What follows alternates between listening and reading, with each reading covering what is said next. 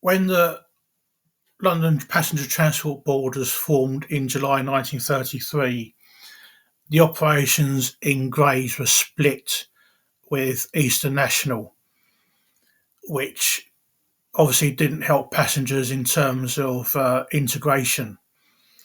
It took until the 1950s when it was decided to that London Transport would take over Eastern National's local operations in Grays.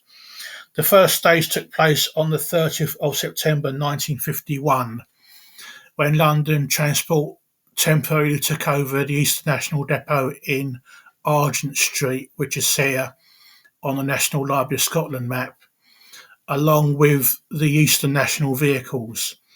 And this continued until the end of traffic on the 1st of January 1952, when a completely revised network was introduced in Grays on the 2nd of January, with all buses operating from the London Transport Garage in Grays.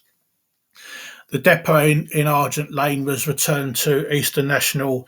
They used it for vehicle storage and then sold it at auction in May 1954 to the Grays Cooperative Society, who used it as a vehicle depot.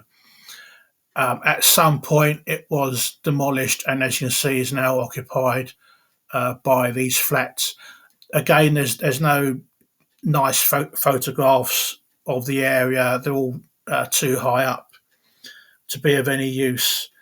But what I would recommend is there's this article available online about the Eastern National operations in Grays from 1933 to 1951 by Alan Osborne. This was written in 1980. It's 49 pages and it will give you far more detail than I ever could for those who want to know more about the operations in Grays. So hopefully, if you can either see the link here or I'll put it in a description below, and then you can read that instead. But this is what occupies the site that was temporarily used by London Transport for a few months in the early 1950s.